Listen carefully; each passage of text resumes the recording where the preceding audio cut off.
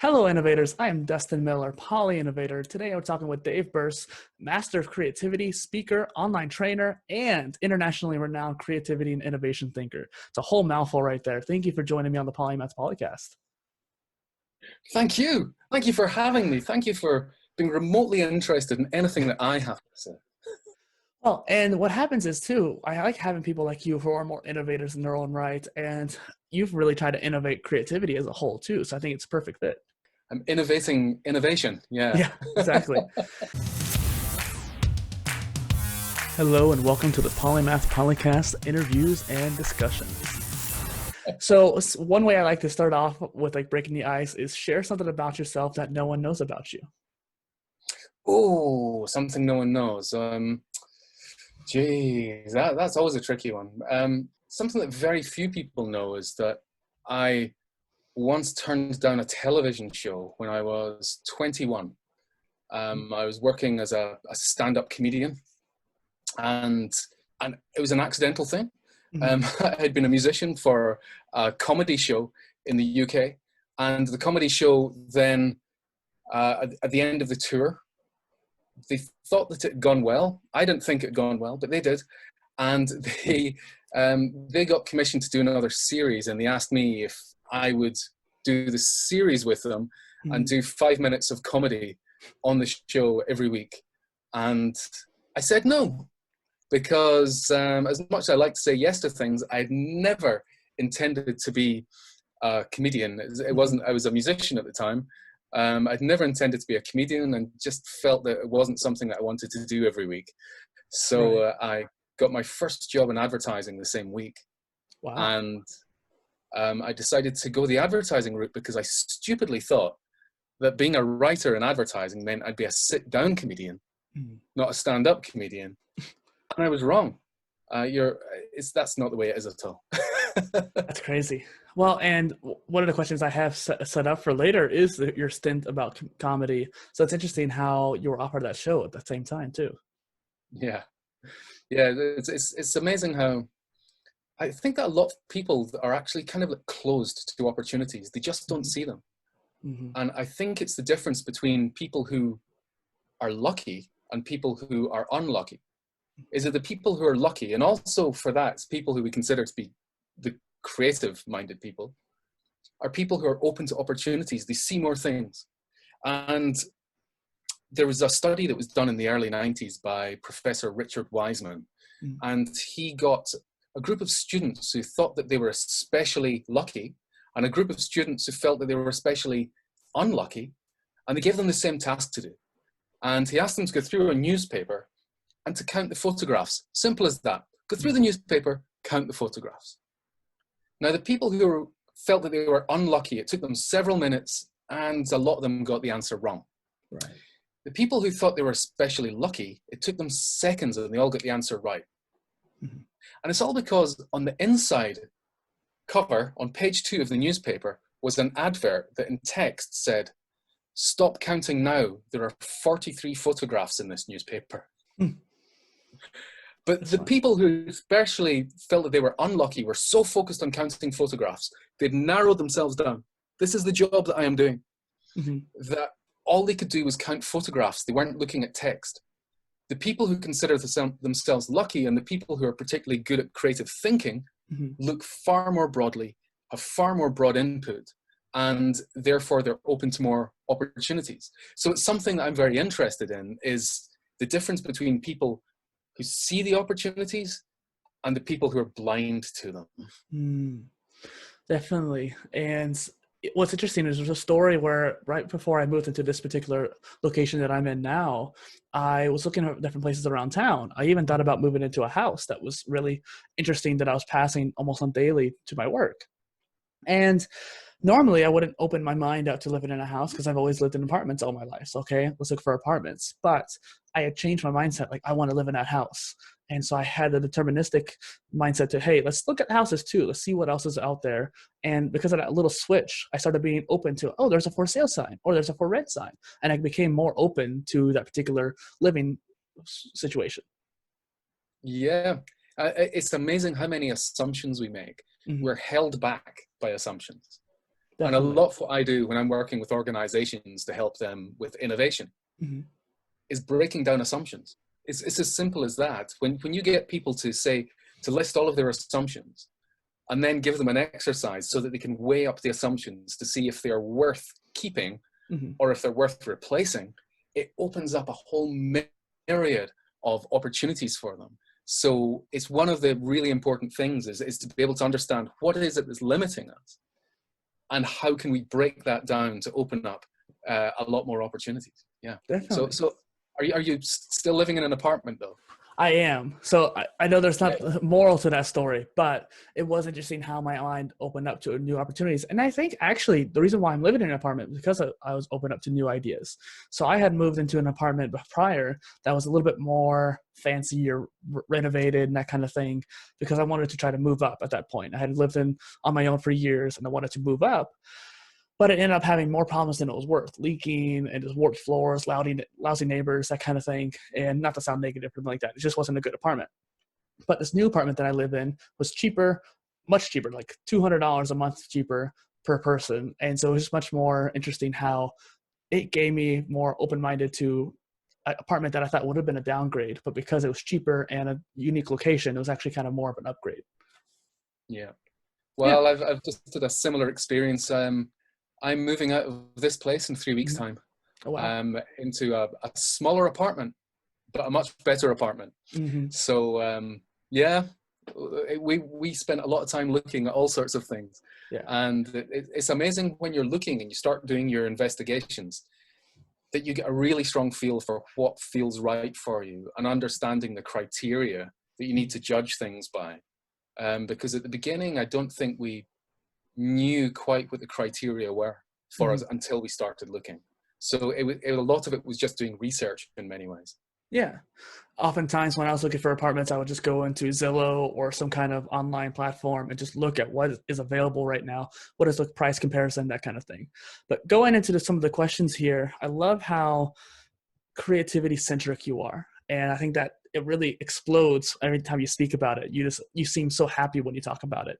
So one thing I Yeah. wanted to ask you is, what is creativity to you? I like to explain it in a very simple way. And I explain it with an axis. So we've got a matrix with two axes on it. Hmm. And on one axis, we've got non-obviousness. And non-obviousness is really important. Hmm. So anything that's obvious has required no thought. It's just like, it's obvious. Yeah. And then to go up that axis, it requires thought. And once you get to the non-obvious area, you're getting to the area that other people aren't playing. That means you can have a competitive advantage. That means you can be doing something that's different. And that's a lot of the time when people talk about creativity, they often talk about the word originality, which I've got a problem with, but it is about newness, it is about freshness. And on the other axis, we've got value. So for me, it's these two things that I would judge creativity by being non-obvious and being valuable. So those two criteria. And obviously there's other ways that you can look at it, but for me, that's it. I did a study a couple of years ago to find out what other people thought creativity was. And I got back hundreds of responses to this study that I did. And I would hear things that just frustrated the hell out of me. There'd be people going, it's the soul manifesting itself in the world. It'd be like, no, it is not. Yeah. That is absolute balderdash, and it's just it's a gift that some people have and other people don't. It's like, no, that's not true. Yeah. There's studies that prove that that isn't true. So I found that there was so much nonsense that I had to create my own simplified version Right. of trying to get people to understand what creativity was. So my matrix there, Mhm. non-obvious and valuable. Hopefully that's easy enough for people to understand. Well, and you saw something that you wanted to change. And so one reason why I actually started this polycast was because people misunderstood what a polymath was. And so people often thought, oh, you're a jack of all trades, master of none. But ironically, even jack of all trades is misconstrued because jack of all trades means someone who is wide ranging. And they say master of none, but also sometimes master of one is the full saying. And so even that's misconstrued, and people often confuse polymath with that. And so that same motivation behind you, like people are misconstruing a simple topic, or somewhat simple, and we wanted to make a difference in that regard. So I think that's really cool. Yeah. So Dustin, do you consider yourself to be a polymath? And if so, what are your expertise? What are your sort of silos that your expertise is in? I actually wouldn't consider myself a polymath just yet. I would consider myself more of an aspiring polymath, because it really takes a deep level of knowledge in that. And so it would be egotistical to say that I was. I call myself a poly-innovator, which is a polymath of innovation. And that's because that's my brand name. And so it's more of a moniker rather than a title, I guess you could say. And so I would even say more of a universalist, someone who's good in many different areas. So swim instructing, or fitness, and content creation, and various other aspects along those creative lines too. I think that's what I'll be an expert in. What about yourself? What are the areas of expertise that people can learn from you from? Do you know, I struggle with the term polymath as well, because I think that there can be a certain arrogance about it. I do lots of things. I'm very passionate about a lot of things. But in my last book, I talked about how it was easier to be polymath in days gone by. So obviously, when you use the term polymath, the first name that springs to mind for most people is Da Vinci. He was the ultimate polymath. You know, there's about 40 or 50 different fields that he really revolutionized. Yeah. And in the book, I talk about how, yeah, Da Vinci is a hero of mine. However, it was much easier for him. Okay. Because those fields of knowledge were pretty shallow. Oh, yeah. And it means that there wasn't really anyone that was doing the anatomy study that he was doing. So he was getting the corpses and cutting them up and then drawing them. That when he was coming up with ideas for weaponry, there wasn't really many people doing that. So all of the stuff that he did, even cartography, he revolutionized map making, you know, that there wasn't many people doing that. It was all very nascent, all of these things. So it's quite easy for him to put a dent in those different areas of expertise. Okay.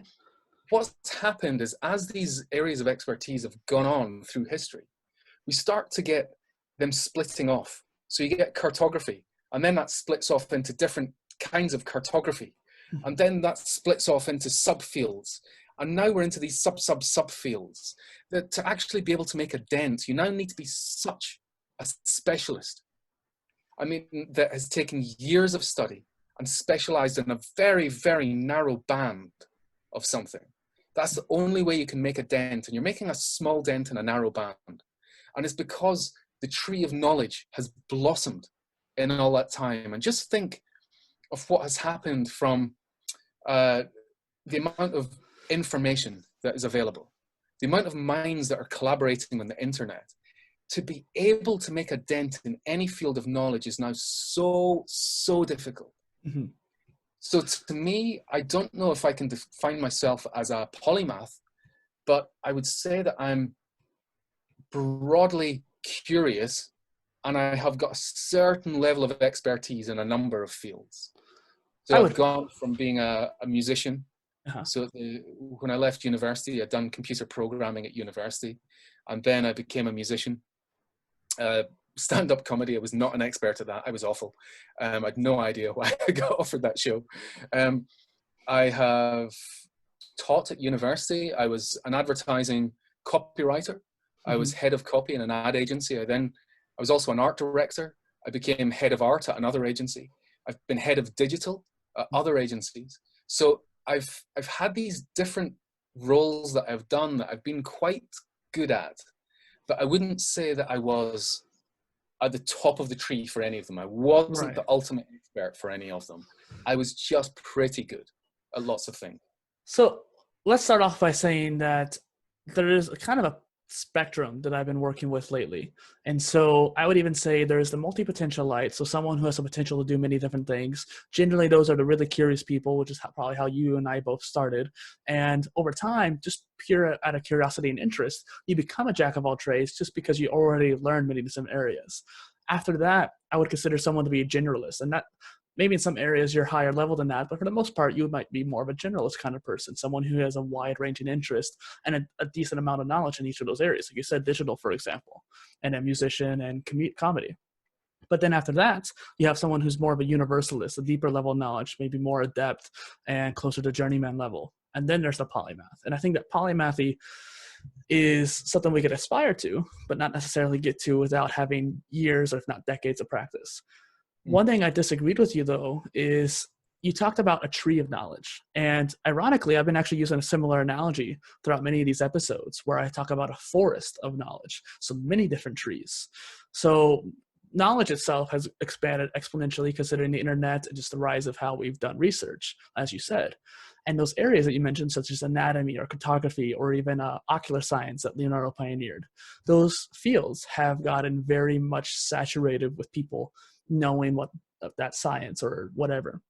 However, there's many new areas that are coming about, such as virtual reality, nanotechnology, biotechnology, artificial intelligence, quantum computing. These new areas that have very little amount of people in them is kind of the new equivalent to those old areas. So I think there's a potential to become a modern polymath through those areas. I think that's true, but it also requires an incredible amount of expertise. Yeah. And, you know, I've worked in quite a few of those areas. Yeah. So, you know, I've worked with people in AI. Mm-hmm. I've directed virtual reality stuff. I understand augmented reality. I've designed augmented reality experiences. So, you know, there's a lot of that is actually about transferable knowledge. Mm-hmm. So as a filmmaker and somebody who is incessantly curious, it led to me writing and presenting the world's first virtual reality history show. That's cool. So I did that many years ago. I don't think virtual reality, I think it's gone into that trough of disillusionment now. The problem is that there's no way of making decent money out of it because it's very hard to monetize. But I think with all of these things, a lot of it is transferable skills, and you need a depth of skill to be able to do the transfer.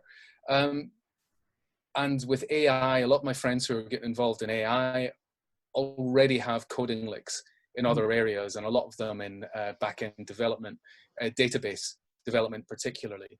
Because to be honest, a lot of AI is not actually true AI. Yeah. It's nothing short of smart algorithms. Yeah. And I think that I get annoyed by a lot of the BS around AI, because when you look at the actual definition of AI, we haven't reached it yet.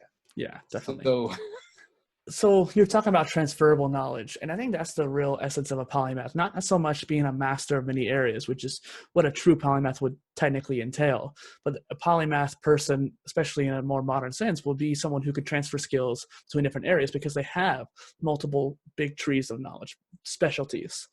A real polymath is someone with multiple specialties, a deep level of knowledge in many different areas, and they're able to innovate because they have the transferable knowledge between those two trees or multiple trees. Yeah, that's very true. And I find that I have really peculiarly, I have, like, when I'm doing presentations, I'm teaching people how to do public speaking. I take a lot of that thinking from different fields that I've worked in. So being a musician, being a stand-up comedian, teaching at university, all of these things have taught me different skills that I can bring to the table when it comes to public speaking. So I know that I have got educational outcomes. Yeah. And I know how to explain things in a way that transfers knowledge, because that's what it's all about. But then I also know how to keep an audience engaged. And I know when an audience is bored. I know ways to try and bring the life back to that audience. Right. There's a lot of transferable knowledge that for your trees, I'm leaping between trees and tying ropes. And that's why I have you on the podcast, because I think that you're polymathic because of that. That's what I would say. And so I'll accept that. Yeah. And that's kind of the difference between being polymathic and I think being a polymath too, is a matter of perspective as well. And I think it's really interesting because as a fitness instructor, you have to really read people, read microexpressions, read their body language. And just in this conversation, you're using hand gestures and looking at the camera and looking at me. And so I can tell that you already know how to present yourself very well. So that's good. And I guess one thing I want to ask too is, what is the point of curiosity? Well, human beings wouldn't exist. Yeah. Humanity, as we know it, would not exist without curiosity. So curiosity is the absolute foundation of creative thinking. I've been thinking about curiosity a lot over the last couple of years. And I think a lot of people will say to me, curiosity, you've either got it or you don't. And I was like, I don't know if I agree with that, because I didn't agree when people said that creativity was something you either had or you didn't. Yeah. I didn't believe it was an innate skill. And I know it's not now. I've got all the scientific studies and I've done research myself into this. Curiosity is something, there is not a lot of study into this. And people have been saying to me, oh, you can't teach curiosity. And of course, I've got this bastard attitude, which is, you say I can't, I'm going to make sure I can. And I've spent a lot of time breaking down what curiosity is. So I believe that curiosity is made up of two things. Okay. The first part is that you have an understanding that you have a gap of knowledge. The second part is that you have the motivation to fill that gap of knowledge. Okay. Now, a lot of people don't get to that first stage of understanding they've got a gap of knowledge, because when you're watching the Kardashians, you know, you're looking at the gap of wealth. Yeah. Because there's not much knowledge there to aspire to. So it's very different than if you're watching a show with Neil deGrasse Tyson. Right. At that point, there's a gap of knowledge there where you are awestruck. Neil, I love you. Yeah, he's fantastic. And the way he speaks too is just fantastic. Yeah, so I'm a big fan of his. And for me, it's when you understand you've got that gap, and then the motivation to fill it. So for example, when I was a musician, I knew that I had lots of gaps of knowledge. So one of the gaps that I had was, I discovered this gap. I didn't understand polyrhythms and Eastern music. So because I wanted to get better as a musician, I did a lot of study into that. I had the motivation to fill that knowledge gap. And then I ended up, at one point, I taught a bit of Indian classical music at a jazz school. And it was all because I was just really passionate about this. I understood that I had a gap in knowledge and I had the motivation to fill it. Now, people will say to me that in the workplace, this is the problem, that some people just aren't curious. And curiosity means that you're collecting information to put in your head. And if you don't collect information to put in your head, you do not have the materials to come up with ideas. Yeah. Our brains are input, process, output. And the way that computer programmers talk about it is GIGO. Garbage in, garbage out. Kardashians in, bullshit out. You know, that's kind of the way that works. Low quality in, low quality out. If you've got stuff going into your mind that no one else has going into their minds, you can come up with ideas that no one else can come up with. In fact, the processing bit is the least important part in this. It's the input will affect your output more than the processing does. So this is why I'm always telling people that, you know, feed your mind, but that's what curiosity is. So people will say to me that in a workplace that some people are curious and some people aren't, you can't force them. And I'm like, no, you can't force them, but we can encourage them. Yeah. And we can build a culture of curiosity. And that's something that I've been doing with some companies, is putting programs in place that create this culture of curiosity so that everyone, to some extent, feels a greater need to fill this idea hopper with more knowledge. And the more things, the more dots they collect to put in their heads, the more dots they have to connect to create ideas. So curiosity is what created humanity, because without curiosity, we would never have invented the wheel, weaponry, cooking, farming, language, all of this stuff, money, writing. You know, we've invented so many things, and it all comes out of curiosity, understanding there's a gap of knowledge and having a motivation to fill it. Right. Well, and one picture that keeps coming to mind when you were speaking about the curiosity is that, yes, the motivation comes from the inherent want to fill that gap of knowledge. But I also wonder if motivation and curiosity comes from just doing it more and more again, which is kind of what you alluded to there. And what happens is that input almost acts like a muscle. You have to get used to reading, you have to get used to watching videos or watching whatever kind of input that you're trying to consume into. You have to get used to doing it more often and learn how to perhaps speed read or absorb knowledge more effectively. And so it's almost like a muscle skill that you have to develop in order to really get curiosity. So I think it's something we're establishing here, where curiosity is more of a skill and something you can practice and get better at, and then over time become very insatiable. Yes, absolutely. And I see it as a cycle, and it's a motivation cycle. So what happens is, first of all, you get the motivation to fill this gap of knowledge. And then you do something with it. And start small. Do something with it. And then you get this completer's buzz. And then that buzz gives you the energy to be more curious.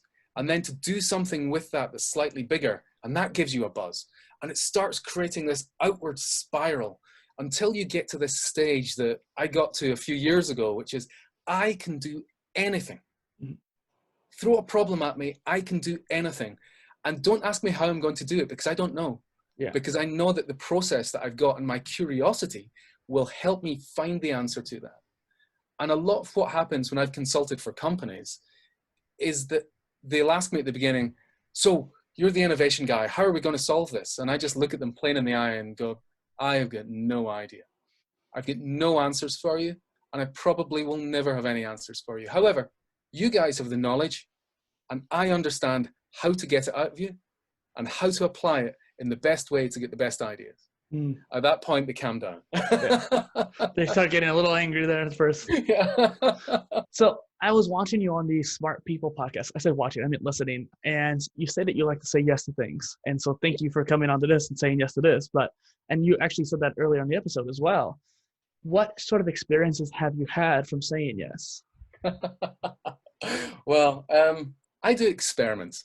And experiments, to me, you know, most people, if they might think, oh, I wonder what if. But then they don't feel that they've got the reason. They don't have enough reasons to actually do the experiment to make something happen. So they don't do it. I work the other way around, which is that I think, oh, what if? And I think, what would be a really good reason for me not to do it? And if I don't come up with a good reason not to do it, I do it. So, you know, I'm working kind of backwards with that. So it means that I've done a lot of things just for the sake of it. I don't have any definite outcome I'm looking for from these experiments. The outcome is that I will learn, and I know I will learn something. So let's think some examples. About 10 years ago, maybe more than 10 years ago, 12, 13 years ago, something like that, I was talking to a friend who had told me that there was a Twitter account had been started for Tower Bridge in London. You know, Tower Bridge is the one that goes up and down. A lot of Americans call it London Bridge. No. Tower Bridge is the one that goes up and down. So Tower Bridge had created a Twitter account that said, I'm opening for the SS Margaret to sail upstream. And then it would tweet again saying, I've closed. The SS Margaret has sailed upstream. And it would tweet every time it opened and closed. It was quite sweet. It made people laugh. But I thought, well, the bridge beside that is a really boring bridge that is London Bridge. It's a really dull kind of bridge. So I thought, I'll just have a laugh. I created this comedy account for London Bridge. And I sort of kicked it off by saying things like, salt and vinegar crisp packet floating across southbound carriageway. You know, just like really dull stuff. Small Pekingese dog has done a shit in the western pavement. You know, and it was just nonsense. And this thing, within 3 or 4 days of me doing it, I'd got about a couple of thousand followers, because the word had got around that here was a comedy account that was actually quite funny. And I was responding to people. And then within a week, I had a half-page article written about the Twitter account in a national newspaper. And then it started to get more coverage beyond that. By the end of that day, every single bridge in London had its own Twitter account, and they all wanted to be my friend. So I learned a lot about how the internet works with these kind of viral things, and how it's actually a passing kind of thing as well. You let it do its peak, and then you let it go once you're ready to let it go. And So some really interesting things. Like one day there was a really bad motorcycle accident on the bridge. A lot of people thought that I actually was running this. I was actually on the bridge, and I knew everything about the bridge. I was miles away. I had no idea. So the BBC News were contacting me, and other radio stations, and even the police contacting me to ask me what was happening. I'm going, I have no idea. So I ended up, that day I accidentally became the focus of this incident that happened. And I got the police involved so the police would give me information to give to the public. So I then became this sort of mouthpiece for the police for this incident.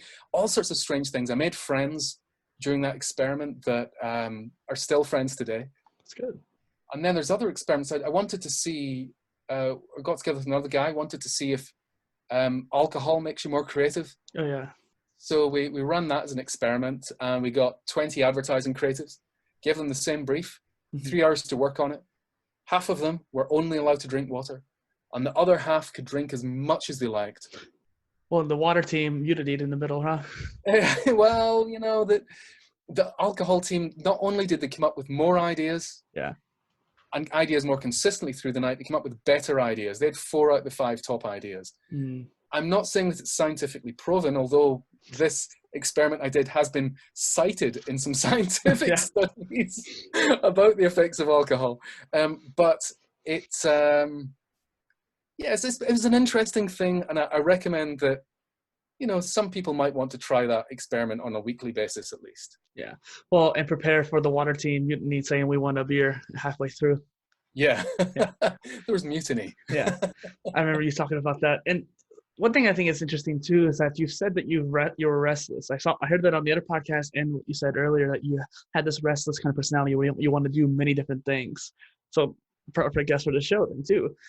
But what sort of things have you wanted to do then but haven't been able to yet? I mean, I think if I was in America in primary school, I would be given Ritalin. You know, I probably am ADHD in that sense. I've got this butterfly mind, and, you know, it's very easy for me to be going down a path and then, ooh, squirrel, you know? Yeah. I get distracted by something shiny. So, I mean, there's lots of stuff that I want to do. I'm wanting to learn watercolor painting is something I've been wanting to do for a few years. And try and experiment and sort of create my own style. It's about finding your own voice, not just copying what other people do. So I still intend to do that at some point. I've got TV shows that I'm wanting to do, and I've got a few that I've already done a TV show in the past, but I want to do a couple of other shows. I'd really love to do that. If anyone from any broadcasters in the US want to contact me, then I've got some proposals to send you. They would be fun. Yeah. They'd involve experiments. You can email me and I'll email him to connect you guys. So, I mean, there's so many things. I get ridiculously curious. I want to make my own furniture, so I want to learn woodworking. I have all my musical stuff that I want to do that, you know, I'd love to record an album of my own stuff as well. That, you know, I'm nearly 50, and when I was a musician in my 20s, I never recorded an album of my own stuff. I played in other people's albums. Right. I'm thinking that maybe I should record my own stuff. Yeah, that's probably helpful. Well, and it just seems that you are very much a multi-potentialite, someone who has the potential to do so many different things. And one thing you mentioned there too is that you might be ADD, you might be not. It doesn't quite matter, because what matters is how you approach it and how you really care about it. And I find that a lot of polymathic people or multi-potentialites may have ADD or ADHD, but as something that the specialist society has really confined, I think, polymathic people with that term or with that kind of ideology, because it's more about how the brains work. And maybe there's certain aspects of focus and actual parts of the disorder, something like that might be important to account for. But I think really what matters is the connections. So there's a term called linky brain. So someone previously on the podcast mentioned it to me, and essentially it's someone who makes connections and makes links between different things. And I think a lot of linky brain people have been more ADD or something like that. So it might be something you might look up. And I think it's interesting how these different kind of people who think in a more macro sense and seeing all the connections, connecting the dots, and not only that, collecting a whole bunch of the dots in the first place. I think that even I probably would have been labeled as ADD or ADHD growing up. In fact, I think they wanted to give me some kind of medicine, but my grandmother, who is an MD, said no. And because of that, I think it helped me become who I am today. So Yes. I understand you in a way. I feel that we're a kinship in a way. Yeah, I didn't find out I was dyslexic until I was in my late 30s. Mm. So when I was at school, I didn't know I was dyslexic. I was just a slow reader. Mm. And I think maybe because I'm an old man and education was a bit different back then, that they weren't really looking for these things. So you know, instead of being diagnosed as ADHD, I'd be called a fidget. Mm. Instead of saying that as dyslexia, they'd maybe say, you know, he's a bit slow. Not so bright, that kind of thing. And one of the things, I'm really glad that I wasn't given drugs for these things, because it forced me to cope. Mm-hmm. And it's the learning to cope is what gives you the strength. To me, it's like it's the butterfly in the cocoon. If you help the butterfly out of the cocoon, make things easy for it, the butterfly dies. It doesn't have the strength. It is the battle that gives the butterfly the strength to survive. Right. And I think there's a lot of that. I'm not saying that no one should be medicated. I think that definitely some kids probably should be medicated. But certainly when we look at the figures, we know that America is over-medicated. Yeah. That's starting to make its way to the UK, and it concerns me. Yeah. You got to know what that kid or even teenager and adult really needs too. You got to see them as, see, how are they thinking and what are they doing that causes you to think they should be medicated? Because if they're just being a little bit more aloof and not actually paying attention in school because they can't focus on that, that might not mean that they need to be medicated to do it. It might just mean they need different stimulation to learn and more kinesthetic or something like that. Oh, sorry. Question that needs to be asked is, we have to be very honest with ourselves and say, are we offering medication for the benefit of the child, or are we offering medication for our benefit? Because as parents, we're finding them hard to deal with, or at school, the school is finding them that they're taking up more time to manage. So whose real benefit is the medication for? And if it's not for the benefit of the kid, it shouldn't be given. Well, and one thing I want to mention again is that the societal norms. We have developed a industrialized society for specialists, and that's something I've talked about a lot on here, is where you're talking about the importance of specialty, but I think that polymaths aren't the antithesis of specialists. They're more of an expansion. And so what happens is we're so confined towards retention and learning in one particular way that if someone is maybe of a different mentality or more macro focus rather than detail focus and can't retain it the same way, they might need some different ways of learning. They are pushed off to the side or medicated or dulled down. And so these polymathic people who could actually produce many great innovations or creativity and creative endeavors are often, squandered because of this societal limitation. So think of normality. Conformity. Think of a bell curve. And a lot of people have this concept of normality, and normality is a fiction. It doesn't exist. There's no such thing. But people have tried to create this binary thing of, this is what normal is, and anything that isn't that is abnormal. So it's this binary thing, and it is not that at all. I can tell you that the conformists who are at the main part of the bell curve in the middle do jack shit for humanity. Right. They keep humanity going. But the people who change the world are the ones on the periphery. It's the ones that do not fit into this conformist center. You do not change the world by being like everyone else. Right. You do not make a mark by blending in. And I would hate to be in this conformist center. It's a place that I feel desperately uncomfortable. Even the idea of having a job terrifies me. I've always been on the edge. I've always been in the periphery, and that makes life harder because a lot of the way the world is built is not built for you. Exactly. It's built for the masses, so it makes life harder. Well, Dave, you and I are both outliers in a way, and I think that the show is meant for the outliers. The audience, I refer to them as innovators, and the people who come on the show, I refer to as polymathic or entrepreneurs or people who are innovators themselves, like yourself here. And so I just think it's very interesting how, with the rise of the internet, people like us who are on the outline and are on the opposite ends of the bell spectrum we're being more and more connected now with the internet, and we're able to make connections and start building our own tribe in a way. Yeah, I mean, I totally agree. I think that the internet has blessings and curses, but I think one of them is being able to connect the people who are of the minority that find it harder to find people like them in real life. I think it's much easier to create global communities that then feel sizable because they're global. So the internet has opened that up. And I think that that is a wonderful thing, because I believe that that is allowing more people to feel that they can express themselves and to truly be who they feel they are inside, and to reach their potential in a world where they are dulled by conformity. And people are trying to push them into boxes. They're able to see other people and meet other people online who have resisted that and had a very happy and successful life. Right. And be inspired by that too. This question is geared towards creativity, but you might be able to take it in a different sense if you would like. But how can creative disruption shape the future? And so how can we disrupt maybe the polymathic or specialist community? What kind of question you might want? I'm going to take it in my own direction, and I'm going to say that I absolutely hate the word disrupt. And I think it is one of the biggest problems that we have for innovators.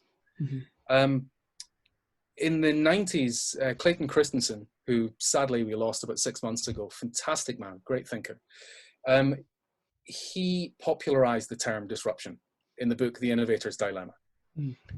And what he said in that book was that a disruptive technology is any piece of technology that seems to come out of nowhere and supplant an existing technology.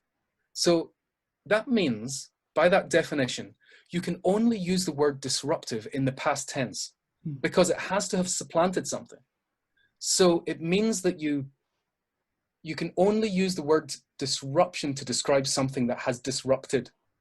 But the problem is that so many innovators and companies are saying, we want to be disruptive. No, you absolutely do not want to be disruptive. No one wants to be disrupted. And the way to think of it is that you have got, this is where people are, and you've got some very difficult, marshy, dangerous terrain here between where they are and where you want them to be. By saying that you want to be disruptive, you are saying you are pushing people into this horrible environment. No, you don't want to do that. What you do is you create something that is significantly better than what already exists. And that makes it worth people's while to cross that uncomfortable land to get there. Right. So to be an innovator and to disrupt, you cannot aim to disrupt. You have to aim to be better. You have to aim to differentiate yourself, to have a competitive advantage. So disruption to me has poisoned business. And I go into a lot of businesses, and when I talk to them about innovation, they will say, we want to be disruptive. And it's like, no, guys, no, you do not. You've cut the line right there. This is why innovation is not working for you. Because innovation isn't working for most companies. There was a study by McKinsey a few years ago. They interviewed lots of CEOs around the world. And they found that I think it was 86% of CEOs believe that innovation is vital to the future of their business. 86%, maybe 84, 86, something like that. And then they said, are you satisfied with your company's innovation? And a whopping 6% said yes. 94% of companies, 94% of CEOs are dissatisfied with their company's innovation, even although 84, 86, whatever percent believe that it's vital to the future of their business. So there's something really tragically broken about innovation in companies. Right. And a lot of what I do when I'm working with companies is trying to get them to understand why it's not working, what we can do to make it work, and then put programs in place to help them do that, and then help guide them through some innovation projects. Because innovation is great. It pushes the world forward. But most companies are not set up to innovate. And part of the reason is they don't understand it and they think they have to disrupt. They think they have to. It's painfully wrong. Yeah. I had hoped that question would spark a tangent. So that's good.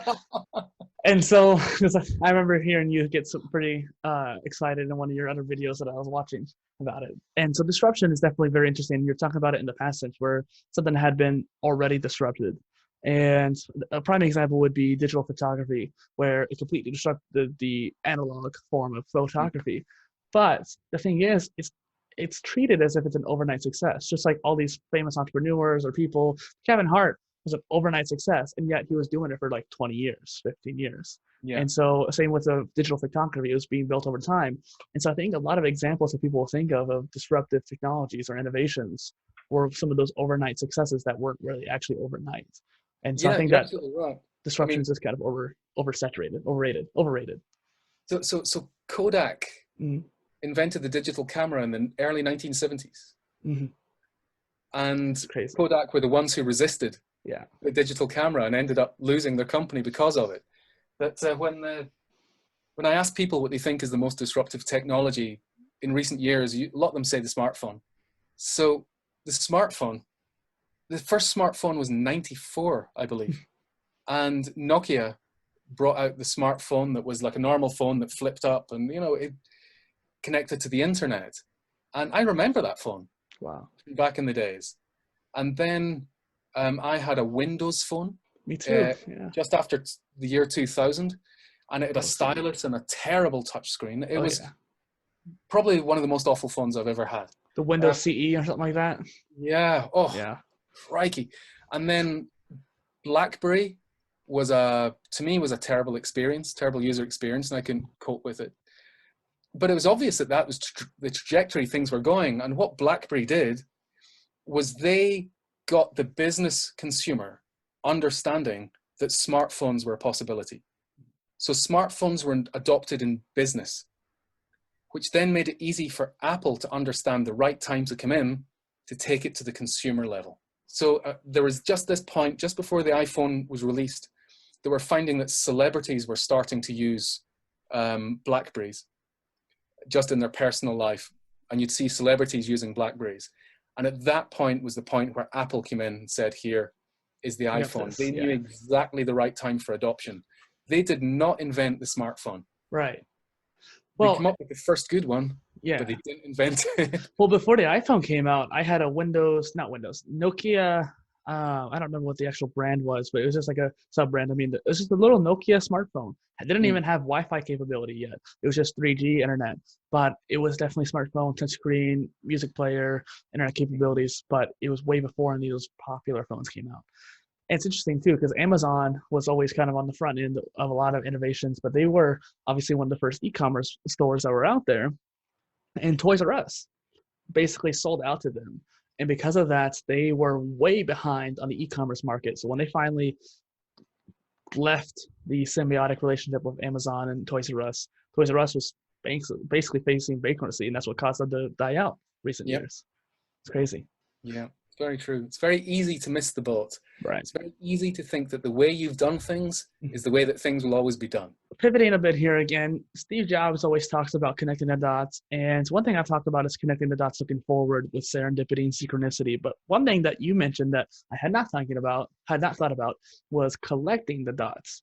So what's the difference between collecting the dots and increasing the amount of input? Not the difference, but how can we increase the amount of input for our creative output? Well, I guess that comes back to curiosity, that, if you've got the hunger to do it. But there's things that I've done with some of my students and with companies to try and give them a regular exercise to do that helps them do this. Because I think you can process the dots to make them easier to work with. So there's an exercise that I like to do where I get people to find, every week, they have to find 3 things that they think are pretty awesome, that they haven't seen before, or maybe they have seen before, but they still think are pretty awesome. Yeah. And they write those 3 things down. And then they've got to extract 3 lessons from each of those things. So it might be that you found a piece of art. What can we learn from this? And then they can look at the piece of art and they can say that, it's shocking. So it's actually, shock people is something that we can learn from this. Shock people to get their attention. And then it might break the traditional rules of balance, and it's about how break the normal rules that everyone assumes to be true or whatever. And you start to create these principles. And I get people to write these down in the back of their Moleskine or in Evernote or whatever. And then when they need to come up with ideas and they feel stuck, they get out this list, and these principles will nudge them in directions they wouldn't normally go. Mm-hmm. And because of that, it causes them to come up with ideas that they wouldn't normally have. So it's a really powerful exercise that forces people to collect dots and also pre-process them so that you can start applying them to your own problems much more easily when you need them. Starts activating almost the self-conscious routines in a way, it seems Yes. like. Yeah. And it is that thing I try to get people to build habit. Right. And if once you build a habit, yeah, you just can't help it. And then you become this irritating guy like me who goes to a restaurant and he looks at the menu and he's just like, oh, it's an Italian menu. This is the wrong font. Oh, it's funny. I always see like different menus and see how I can improve them.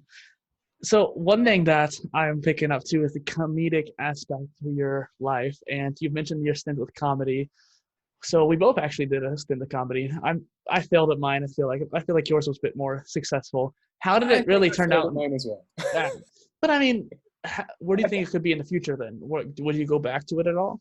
No, not at all. No, not as a comedian. Okay. I've written little bits of comedy, directed little bits of comedy. You know, I still love comedy. Yeah. You might be able to see I do a lot of smiling. I do a lot of laughing. You know, life to me is a wonderful, joyous thing.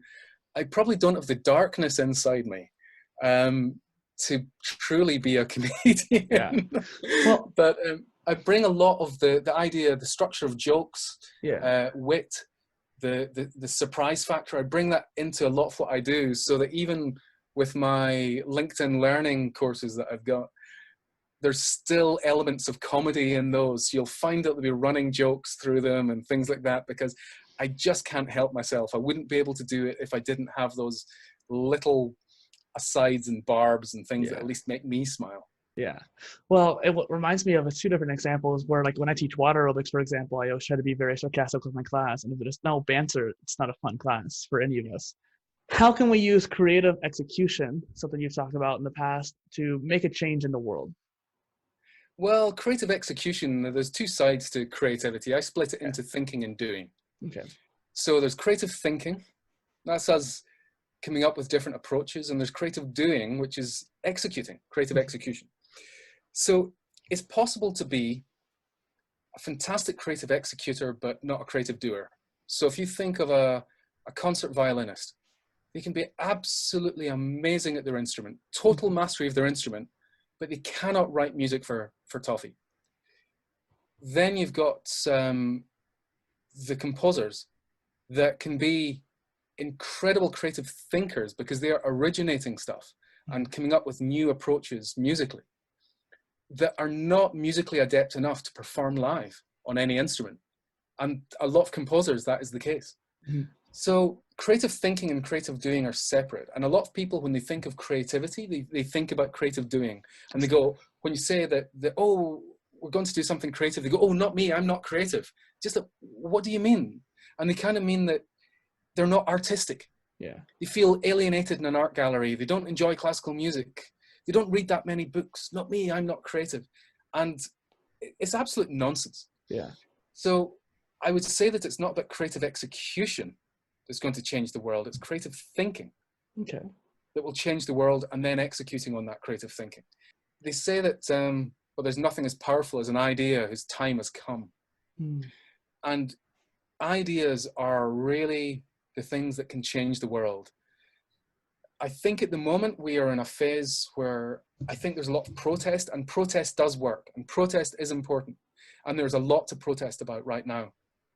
But my approach when I come at these things is to not just shout in anger. And there's things right now in the world that make me very, very angry. Mm-hmm. It's not just to shout in anger. It's to go, what is the problem and what can we do to address this problem? How can I apply my creative problem-solving abilities to try and make this better in some way? And it's the creative thinking that can make the difference, rather than necessarily trying to go for the creative execution, which very often is executing someone else's idea. We need new ideas.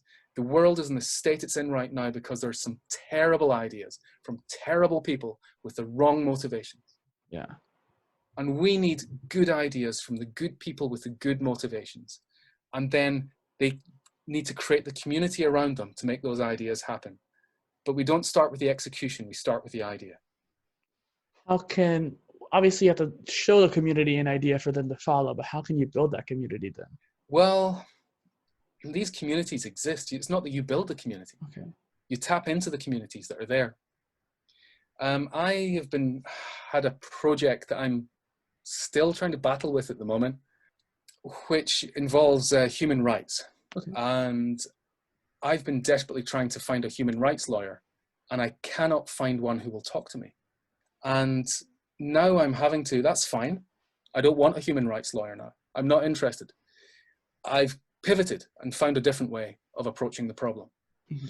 And it is something that is my way of trying to change the world in a positive way, but it has come from me taking a situation that is very, very close to my heart and has been very upsetting over the last couple of months.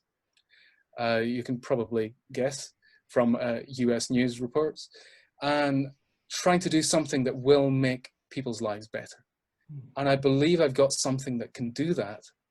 And for me, I am trying to build the community at the moment. I'm trying to build a community of experts that I'm working with. And I've got lawyers and HR people and wonderful people who are on board with the project. And then when we go live, we will be tapping into communities, the communities that already exist, because it's a lot of effort to create your own community and it's very risky. But if you manage to do something that feels right for communities that already exist, that's what you do. So don't try and create your own community. Try and find the community that is right for your idea. So hopefully that helps. It's making me think too, because I've been trying to build a community around innovation and polymaths and just people who can come together to make a change in the world. And I think similar idea to what you're talking about as well, where we want to do something very pronounced and big and help the world, lead the world towards a positive outcome. But how do we do that? And the precedents there, such as MLK or Gandhi and stuff like that, these big thought leaders. But there's also the medium and smaller thought leaders that have made a change that not everyone knows about. So I'm just curious to see how that tribe of people or community of people comes together. I didn't think about tapping into a pre-existing one though. I think that you're doing the right thing by creating a community, because I don't know of polymath communities out there, and I don't know if you found any. I have, but small. They're small, yeah. So tap into those communities that exist, but you'll find that there's adjacent communities that are more likely to have polymathic individuals in them. Mm-hmm. So when you start looking at innovation and creative thought, you'll find that. One of the interesting things is studies that have been done into Nobel Prize winners. And a lot of Nobel Prize winners tend to be polymathic to quite an incredible degree. So you find that there is a high degree of musical ability with polymaths, with Nobel Prize winners. So these people who are winning awards for science, a lot of them are like concert grade pianists and violinists. And they've got an extreme level of musical ability. It's a really peculiar thing. So you'll find that there will be communities that have got a higher likelihood of having sympathetic individuals. So identify those and tap into those as well. Well, and one thing you're mentioning there with the music is music itself is the expression of humanity, I guess you could even say, or a universal language, even if it's in a instrumental. And so you can convey an idea or an emotion through music. And that's a very powerful, obviously, to our brains and how we think. But I think, too, it comes down to skill acquisition. So one thing that's helped me all throughout my life is exercise. I became a personal trainer out of pure curiosity to learn about the nutrition, skill, stuff like that. But it wasn't through the learning of exercise, but the actual doing, where I actually learned grit and being able to push myself past my limits. And those lessons from exercise have led me into situations like yesterday, I was sitting there editing a video for hours on end. And had I not had the grit from knowledge from exercise, I probably wouldn't have made it through that editing process, because I had to do it I had to finish it. It had to be done. And not complaining or anything like that, but I got to the point where I wanted to give up and take a break or go do something else. And I told myself, no, let's execute on that. And one thing I heard you mention on another podcast is that you've been working on your execution skills as well. You've been trying to do more and try to finish more. What are some of your experiences been on that? I really frustrated myself towards my late 20s. Mm-hmm. There were so many projects that I would do and I wouldn't complete. Mm-hmm. And, some of them started to get quite high profile, but I didn't manage to finish them. Mm-hmm. And I realized that I have got a problem. And the problem was that I was the unfinisher. Mm-hmm. I was great at starting, but I was terrible at completing. So I set to work trying to fix that. And I started small. And I'd start by going, right, here's a little project I can do in a weekend. Okay. Or maybe even in a night, in an evening. Here's a project that I can do in an evening. And then next from that, I'll move up to here's a project I can do in a weekend. To then, okay, here's a project I can do in a week. Until now, I'm at this level that I can complete stuff. I don't have a problem completing. I'm not saying it isn't work, because it is. So for example, at the moment, I'm co-authoring another book with a friend that I wrote this red book with Soon? Iconic Advantage. Soon, yeah. So Soon and I are writing another book. And it's hard work. Mm-hmm. And it's one of these things that, I get busy and there's a little part of me that goes, really, maybe you could just let this go. Mm-hmm. But I can't. Yeah. No, I'm doing this with a friend and we have got a commitment to each other. And this is important to both of us. Accountability. So accountability is a really good thing. Yeah. It's a really good way of completing. But I'm sure that there's going to be quite a few listeners who will identify with this, the problem of unfinishing, the problem of giving up before it's finished, because the exciting bit is done, and then it's the drudgery of doing. So for those people, start small. Give yourself an evening project, a weekend project, work your way up. And you will start to be able to complete, and you'll be able to handle much, much bigger projects. So now I know I can handle just about anything. Well, that's very inspiring too. And if I don't have the knowledge, I know I can find it because I'm curious. Yeah. And I think that's a good point to make as a theme of the whole episode as well. And 2 points I want to make off of there, Dave, is that whenever I started doing these interviews, for example, this is my secondary series. The Polycast is just the content type that I do. I do blogs, videos, and the Polycast. But the actual interviews is just a sub-series. It's just the long form pieces of the content that I make. And I had the main series, the Omni content, where I create most of my content. However, I couldn't get myself to be accountable enough to work on it. I don't know why, but I just couldn't. I wanted to do it every day, but I managed to only do 4 this entire year so far, which makes no sense. I can get it done in a day, if not a week. There'd be no reason why I was failing so much at that. However, as soon as I started having guests on the podcast, I've been able to make myself finish this, because if I don't finish this on time and edit it and market it, I'm letting someone like you down, or even the audience down, because they're wanting to hear these awesome interviews with people like yourself.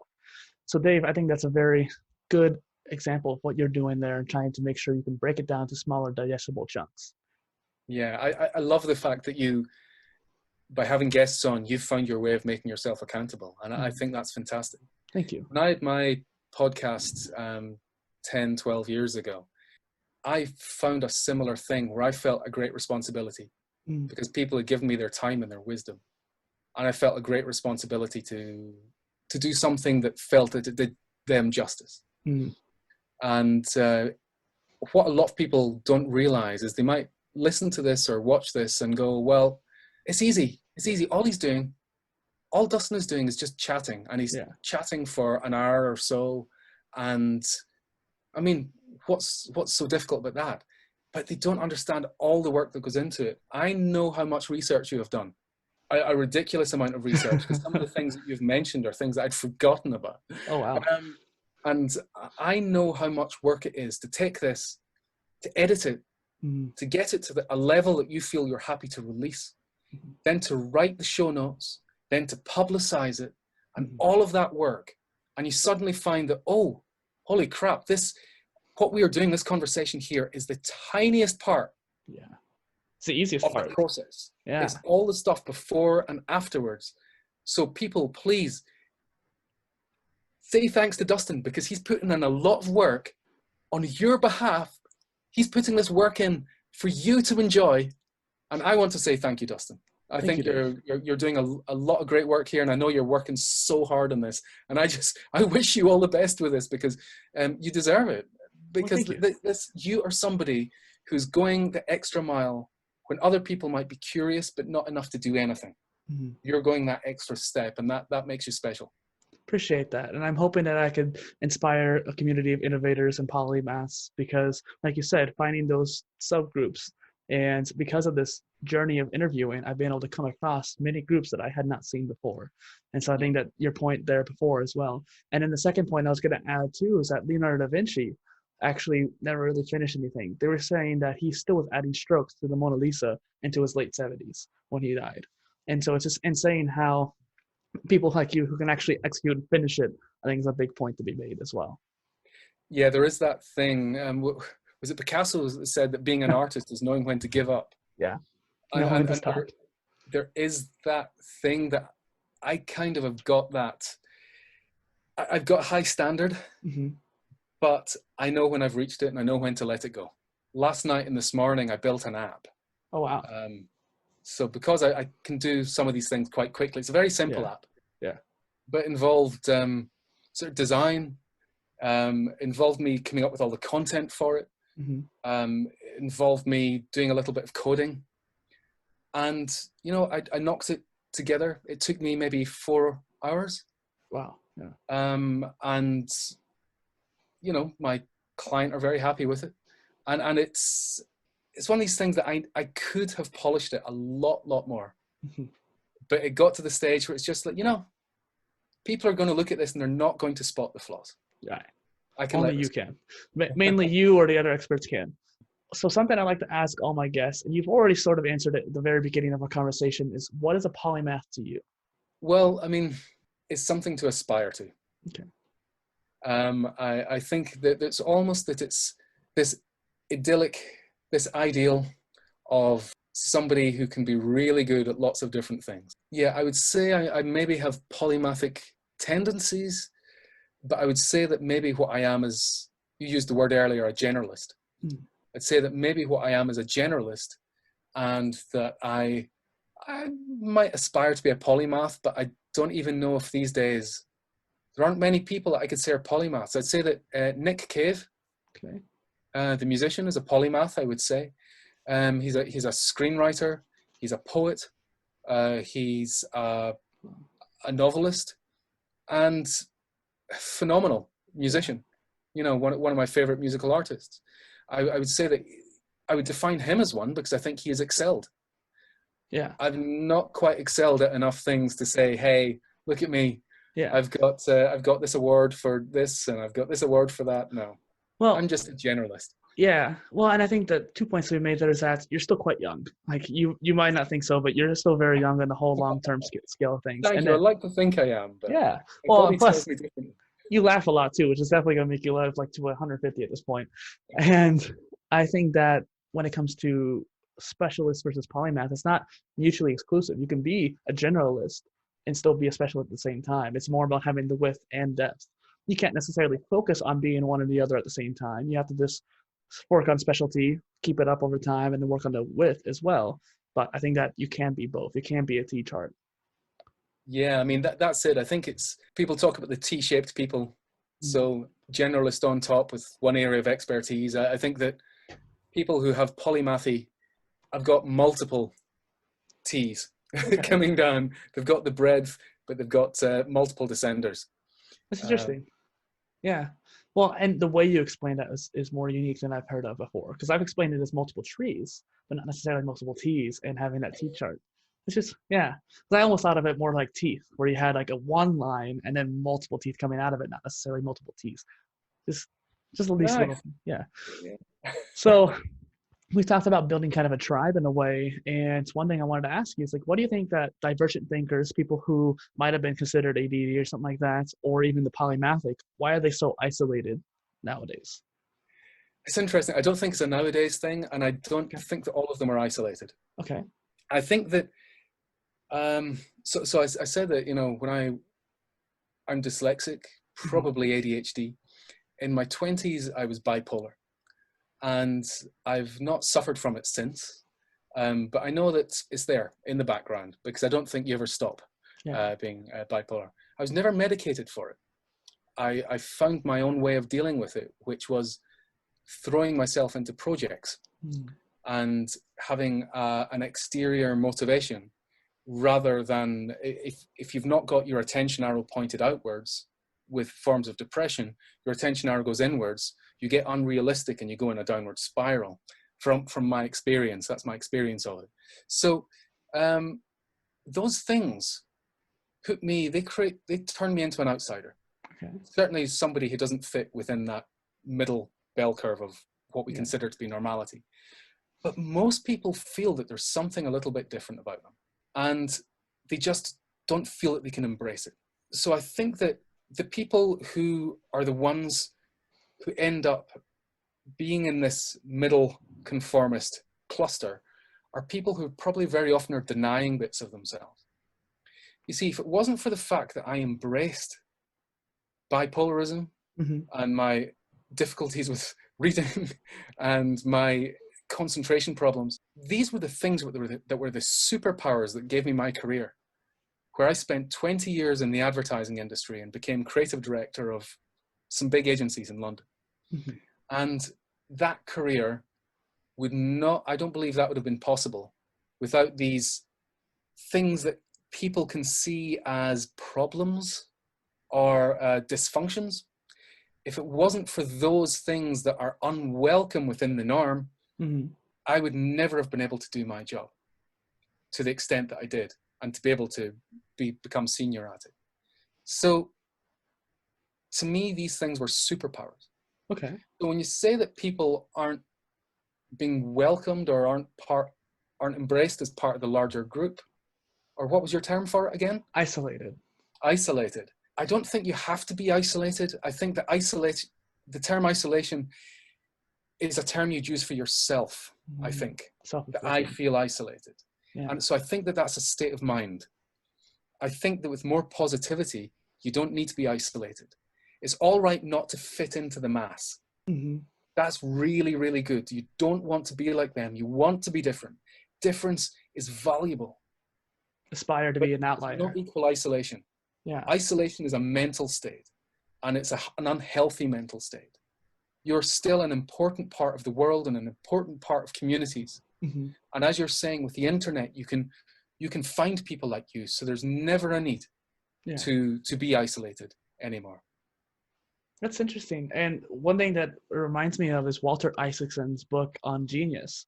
And some of the greatest geniuses out there actually were self-isolating themselves. They thought they were too good, or perhaps no one would understand them, or they had too many issues with people understanding them, that they just kept to themselves too much. And because of that, their ideas weren't shared with the world. And so they might have been great geniuses, like some of the first inventors of the computer, the more modern function of a computer, Alan Turing, stuff like that. I think Alan Turing was at least somewhat communicative, but some of the other ones just wouldn't communicate or have any collaborators. And because of that, they weren't successful. But the ones that were successful were the ones who were able to have people around them. Yeah, it's true. I've got to say that the traditional view of genius as being an individual is something I do not subscribe to. And when we look at the people that we think of as geniuses, even Da Vinci had a studio of people working with him. And an assistant that was always with him. Yeah. So he had people with him, plus he also had the patronage of the Medicis, who gave him the money and asked him to do things. So he was part of a team. And then you look at Alexander Graham Bell and the telephone. Again, he took technology that was already there, a lot of it, and he was working with a team. And then you look at the light bulb. Yeah, Thomas Edison and Nikola. Well, yeah, I mean, if you're to look at, my goodness, if you're to look at Nikola Tesla, he was the true genius, and he did not get the credit for it. And he had to fight all the way through his life. If it wasn't for Tesla, we wouldn't have radio the way we have. He's responsible for the electricity we've got. Mhm. You know, he was the true genius. Thomas Edison took all the credit essentially because he had a team Yeah. around him who was able to execute on it. Edison was a PR man. Yeah. And a lot of what he said was complete bullshit. Yeah. And he perpetuated this myth of the lone genius. And he wasn't. So, for example, with the light bulb, Edison did not invent the light bulb. No way. It was actually, the idea of the light bulb had been around for about 10 years before that. It's just that they hadn't found the right filament material. Now, he didn't even know about this. It was his lawyer who told him about this. And he already had the Menlo Park laboratory because he had already created gramophones and things like that. So he had this laboratory of engineers. He set them to work on it. Yeah. And they were the ones that came up with all the different options using like beard hair and all sorts of things, bamboo, until they came across carbonized thread. Now, he took the credit for that. Yeah. And people will talk about how, but Edison tried 1,000 times before he could. No, he didn't.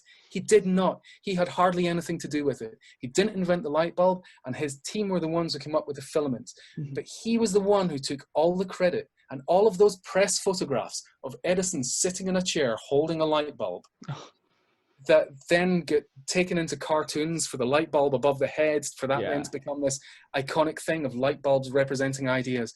It all comes from the PR bullshit of Edison. Now, that stuff I think is really, really harmful because a lot of people believe that to be able to come up with great ideas, you have to be egotistical. You have to be arrogant. You have to tell other people to piss off because, I'm a genius, darling. Right. And it's awful. The way that ideas work is by cross-fertilizing minds. Yeah. By speaking to someone and going, oh, I can make that idea bigger and better.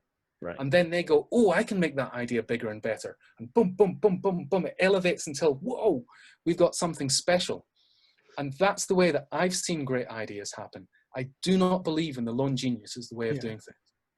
Well, you're talking about the great ideas, and it refers almost to that eureka moment when the hairs come up on the back of the neck, as you often like to say. And so what's one that you actually remember very clearly that you've come up with people? Oh, That's a deep question there. I don't know if I can answer that immediately off the top of my head. I mean, there's been lots of things through the years that have been this, oh, that's it. And I mean, even today, talking to one of my clients, I got that. Look, that's it. We've done it. That's good. But I'm under confidentiality, so I can't talk. You can. We talked about I would like to talk about the eureka moment, though, because it does exist, but it's not necessary. Okay. Feel free to get philosophical if you want to. No, I'm going to get neuroscientific on you. Oh, perfect. So what it is it's this form of connection. So they've actually worked out exactly where it comes from in the brain. And what they do is they give people these tests where they have to try and create connections between stuff. So they give them 3 words. So they might say hinge, knob, fridge. What's the word? What's the word that connects them? And it's like, oh, you want to scratch your head and go, door. It comes to them, door. There we go. And they gave them a bunch of those. And then they measured what was happening in the brain. And they discovered that when the idea came to these people through a eureka moment rather than through logical deduction, so they categorized them as 2 separate things. So when the idea just came to them like that, they measured the brain and worked out what was happening. And they found that there's a part of the brain just above your right ear. It's about the size of your thumb, and it's called the anterior superior temporal gyrus. I read a lot of neuroscience stuff. Well, and the blood flow, as you. Yeah, and this stuff, it only activates when you're in alpha state, which means when you're relaxed. Mm-hmm. So it's why we start to get those ideas coming to us when we're having a shower, when we're lying in bed, when we're on the bus, when we're driving a car, when we're doing things that aren't requiring a huge amount of brain power. Right. And when we're relaxed. But if you are stressed, and the office gives us like a low-level stress environment, if you're office-based, that is the state that will make sure you never, ever get that flash. of insight. So you need to be relaxed, and that's why you need to get out of the office. But to be honest, you can also solve problems through logical deduction and using paths and tools. I create lots of thinking tools that mean that you don't actually have to rely on this eureka moment, because it is not necessary. Yeah. But it's lovely when it happens, because it gives you a real buzz. Definitely much more euphoria and get more into the state of flow, I feel like, as well. Yeah. Now, one thing I get from you is that you talk a lot on the how and the scientific. One thing I really care about is balance. And so one particular dichotomy I really care about is ideology or philosophy mixed with science, such as like neuroscience in a way. So what do you think could be the philosophical idea or approach to what you're saying here is? Oh, I mean, the philosophical, I mean, strangely, I mean, I wouldn't consider myself to be a philosopher, but my yellow book over there was the #1 philosophy book on Amazon for about a month. Oh. When it was released. For some reason, it was under the philosophy category as one of its categories. And it just stayed there at the top of the charts. And I was like, really? I'm a philosopher? Yeah, I guess so. But I would say that creativity it's not a skill, it's more of an attitude. Okay. And it's to do with this curiosity. It's about asking what if, but a lot of it is about letting go of fear. Fear is the one thing that kills ideas. And if you allow these, oh, you can't say that, oh, what will people think if I do this? What, you know, if you allow that to dominate your life, you lead a very small life, a very small, predictable life. If you want to be somebody who can change the world, you can't give a shit about that stuff. Yeah. You have to be forging your own path. You can't be worried about what other people think, what other people are going to say. So being truly creative in your life, expressing yourself creatively, is about letting go of the fear. And that means that you're living life more to the full, which is why I believe that studies show that people who express themselves more often creatively feel more fulfilled and happier within themselves. So I would say embrace that. Embrace the fact that that creativity and luck go hand in hand, because it's about looking broadly. That if you are going to be more open for filling your mind with things, it means you're more likely to find the $10 note in the gutter. Yeah. And I think that that's fantastic, because you are looking more broadly, you're open to more things, you see more opportunities, you're going to say yes to more things. And it's a beautiful state to live in. It's not always financially lucrative, I will say that. Yeah. I've gone through some very, very hard times. And even recently, the pandemic wiped out my income. Oh no, because of speaking and whatnot? Everything. I went from having lots of stuff in my diary for the year to having an income of zero, nothing in my diary, nothing coming in. And that then sets me to work going, here's a problem I need to solve. Yeah. I need to solve this problem. And it's led to me pivoting. Yeah. And now, as we're at the tail end of the pandemic, or the first wave of the pandemic, hopefully, my business is better than it has been in years. And the pandemic has actually opened up opportunities for me, so that I already spend a lot of time in the States. My wife's a New Yorker. My daughter is half American. Yeah. So America is my second home. Right. So I now, for my business, it's more than that. Yeah. It's about 2/3 to 3/4 of my business right now is from the States. Wow. And which is why I work American hours and British hours. Yeah. I work very long. We were talking about before the podcast today, recording, that you were up at like 5 a.m. this morning, something like that, which is just insane.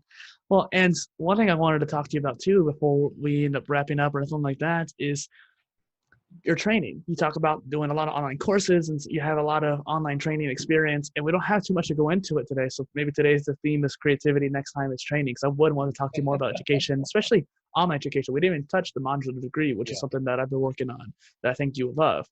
And so tell me your experience about like LinkedIn learning and just becoming an online instructor. Yeah, I mean, I was very lucky. Last year, I was starting to look at creating my own courses on Udemy. Yeah. And again, there was a learning curve there, and I was busy on other things, so I didn't give it my full attention. But I was just about to start focusing on it again when I got an email from LinkedIn Learning. And they said, look, we know what you're doing. We've been following you. We're a big fan of some of the stuff you've been doing. I'd been putting out videos on YouTube at the time. And they said, would you be interested in doing some courses for us? And it was quite fortuitous. They were looking for people who didn't have American accents to do courses. They're looking for more international people because their audience is more international now. They're global. Right. Whereas it mainly was American accents from the trainers. Right. Here's a guy who doesn't have an American accent. A strange accent I have, yes, I admit.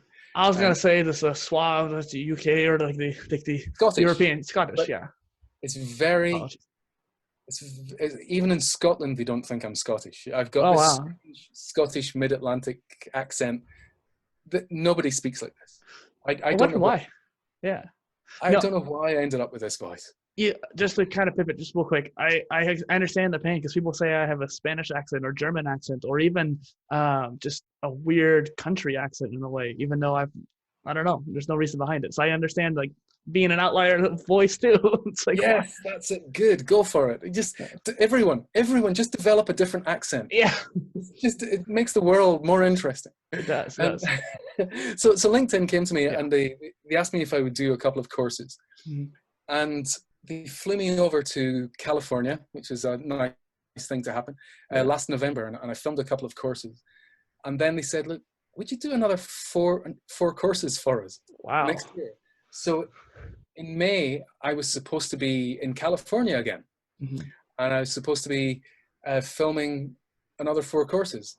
But of course, along came the coronavirus and knocked that in the head because the studios are closed. So they said, well, we know that you're a filmmaker. Would you be able to write some courses, deliver them, film them, edit them that are relevant to the pandemic and people working from home? I was like, sure. So I sent them 3 ideas, expecting them to pick one, and they picked 3. and I went from, all my work had just disappeared. I had nothing else to do. Right. So, sure, go for it. So I spent a month writing, filming, editing these, getting them over to LinkedIn. They launched 2 courses about a month ago, and they launched another one a couple of weeks ago.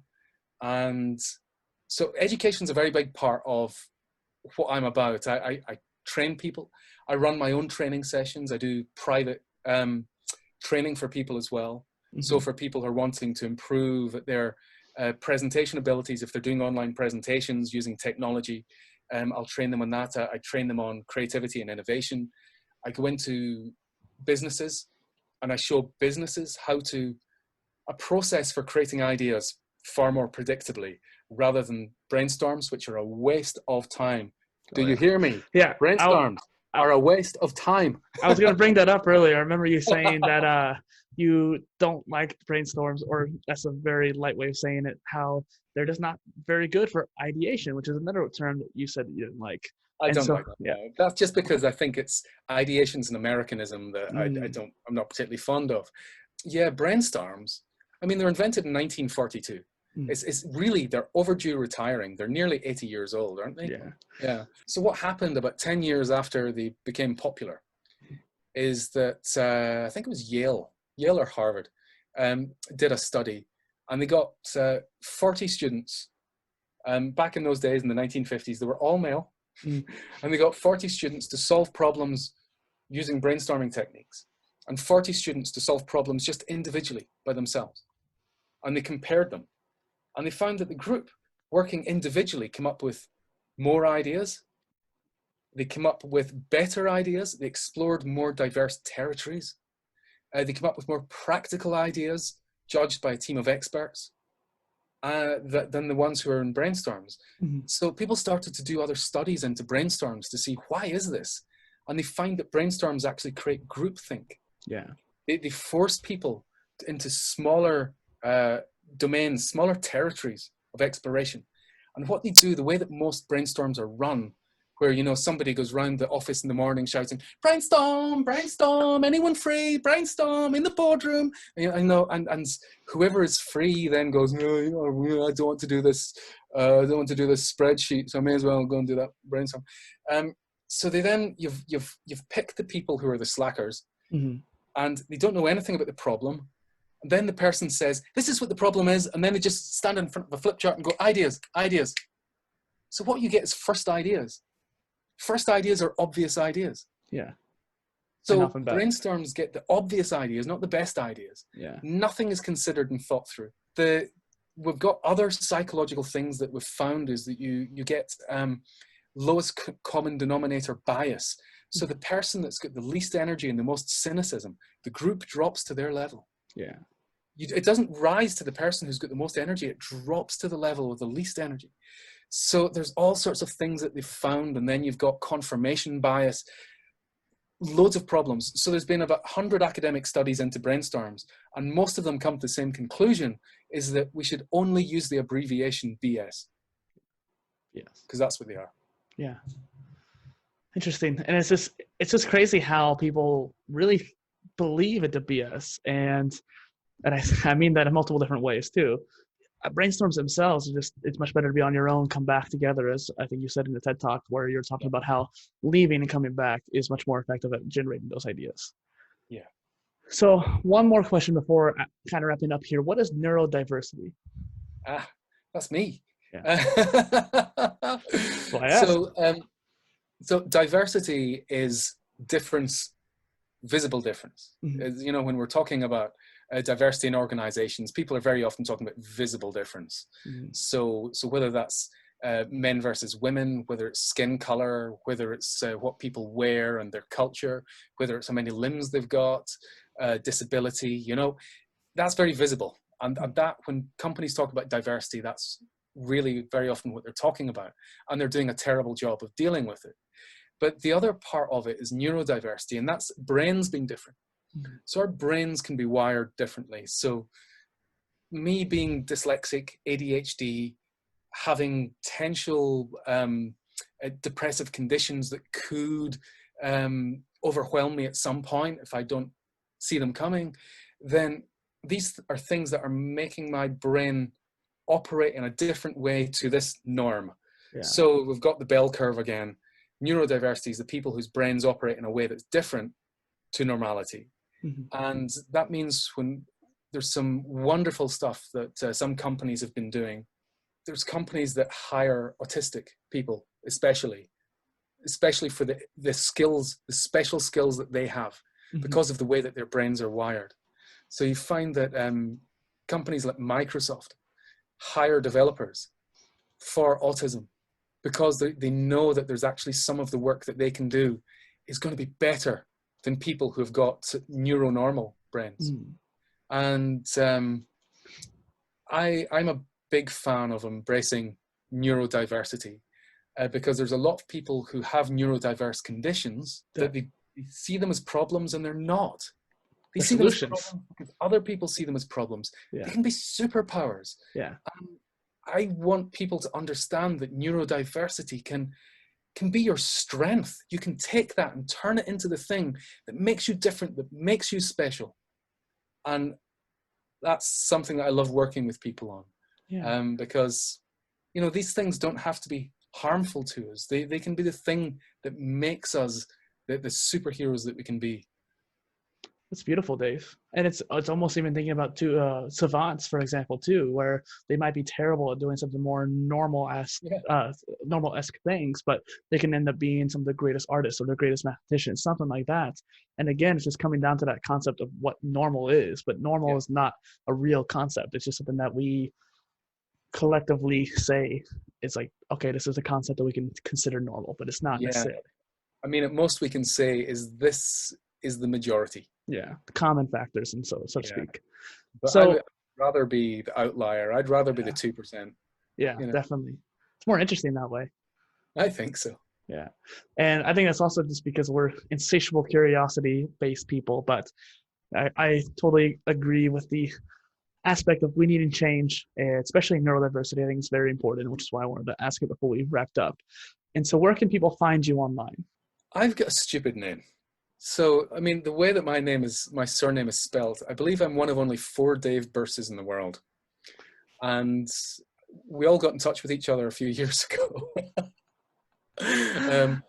And Really we, though? I own Google. Mm. So I think I've knocked them all off the first 10 pages of Google or something. So I'm very Googleable, but there's also just my website, just my name.com. And you'll be able to see some of the stuff I do there. I've got links to some of my films. I've got links to my books. I've got a whole bunch of free creativity tools. Yeah. So if you need tools to help you come up with ideas, or if you even want to measure your creativity, I've got all that on the site. I build a lot of these tools myself because I can code and I'm that nice. kind of geek.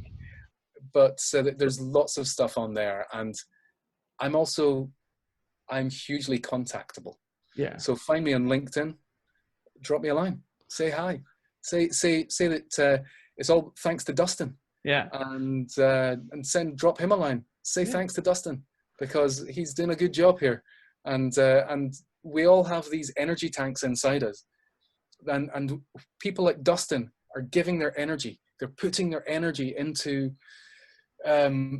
these efforts that he's got, trying to create this community, creating all this content. And that tank needs to be refilled with more energy. And that tank gets filled with the energy when you say thank you. Yeah. When you drop him a line and say, I listened to that and thought it was awesome. Yeah. Or I see what you're doing and I appreciate it. And me saying these words is filling Dustin's tank up slightly at the moment. But you guys doing it is going to make all the difference. So that's my request. If you've listened this far into our conversation, please, I beg you, fill up Dustin's energy tank, because it's really important that we do that. Because otherwise, once an energy tank's depleted, it's really, really hard to keep going. Hard to keep doing this. Well, and Dave, I thank you for that. And I think that too, that goes to show your presentation skills as well. Being able to make the host feel good too, and being able to express the gratitude in the way that you did is very expressive of how you are as a particular presenter and just speaker in general. And one thing I wanted to mention too is that your website is very well organized. And one thing I find that with personal brands especially, it's hard to organize all that because you have all these different facets. You have books, you have speeches, you have documentaries, movies. And so it's hard to explore and organize these taxonomies and being able to go to your site. And I'll make sure I have all the links in the description too, just so you know, and for the people listening in. But yeah, I think that's really great. Great. Thank you very much indeed for your time. And for anyone who's listening, thank you for your time. Thank you for your ear space. I hope it's been helpful. If it's not, let me know. It's not Dustin's fault, it's my fault. Well, and besides contacting either one of us, what could be a call to action for the innovators in the audience today? I would say that keeping curious. Just if you're not naturally curious, start small. Do this habit that I said. Find 3 things that you think are awesome and then learn 3 things from each of those that are lessons that you can learn. You're going to start creating a cheat sheet that you can use. It will change your life. It's changed the lives of some of my students who still do this. So I recommend you do that. And the fear, don't care what anyone thinks. You are awesome. If you feel different, embrace it. It's not a drawback. It's your strength. Hallelujah. Yeah, I love fantastic. All right.